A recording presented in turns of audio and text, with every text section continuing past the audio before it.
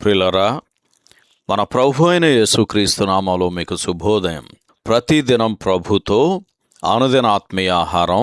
జనవరి 15 గురువారం. నేటి మన ధ్యాన లేఖనాలు. మొదటిగా యోబు గ్రంథం 15వ అధ్యాయం 4వ వచనం. పాప సహితునిలో నుండి పాపరహితుడు పుట్టగలిగిన ఎంత మేలు. రెండో లేఖన భాగం హెబ్రీయులకు రాసిన పత్రిక 7వ అధ్యాయం 26వ వచనం. పవిత్రుడును నిర్దోషియు నిష్కల్మషుడును పాపులలో చేరక ప్రత్యేకముగా ఉన్నవాడును ఆకాశమండలము కంటే మిక్కిలి హెచ్చైన వాడునైనా ఇట్టి ప్రధాన యాజకుడు మనకు సరిపోయినవాడు. వ్యాఖ్యానాంశం దేవుడు శుద్ధీకరించును. వ్యాఖ్యానాంశం దేవుడు శుద్ధీకరించును.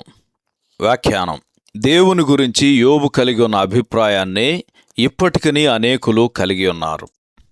ఎట్లనగా, దేవుడు సర్వశక్తిమంతుడయ్యుండి ఎవరినీ లెక్క చేయక తన ఇష్టానుసారముగా కార్యములు జరిగిస్తాడని, ఆయన మార్గములు మనకు అర్థం కావు అని యోబు తలంచినట్లే అనేకులు దేవుని గురించి భావిస్తారు.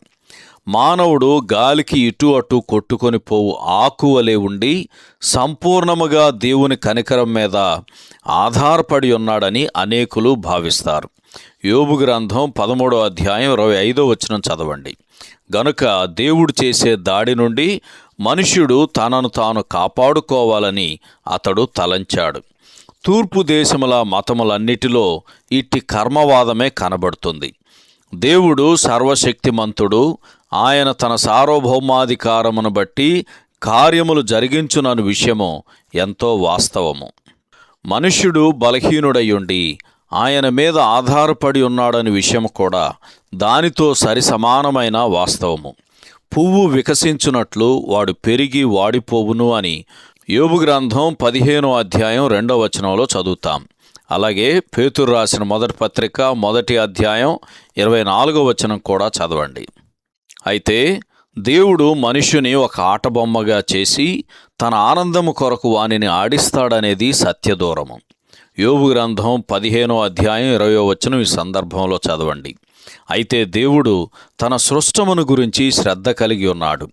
నలిగిన రెల్లును ఆయన విరువడు అని యెషయా గ్రంథం 42వ అధ్యాయం 3వ వచనంలో చదువుతాం. అలాగే మత్తయి సువార్త 12వ అధ్యాయం 20వ వచనం కూడా ఈ సందర్భంలో చదవండి. యోబు గ్రంథం 15వ అధ్యాయం 4వ వచనంలో యోబు పాప సహితునిలో నుండి పాపరహితుడు పుట్టగలిగిన ఎంత మేలు అని అడుగుచున్నాడు. తరువాత అతడు నా అతిక్రమము సంచిలో ముద్రించబడి ఉన్నది అని 15వ అధ్యాయం 17వ వచనంలో వాపోవుచున్నాడు.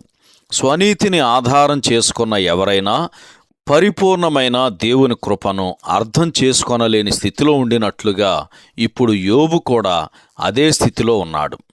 దేవుడు అపవిత్రుడైన పాపిని సంపూర్ణముగా శుద్ధీకరించి అతని పాపములతో నిండిన సంచిని సముద్ర అగాధములో పడవేయువాడని మనలో ప్రతి ఒక్కరము ఎరిగి ఉన్నామా?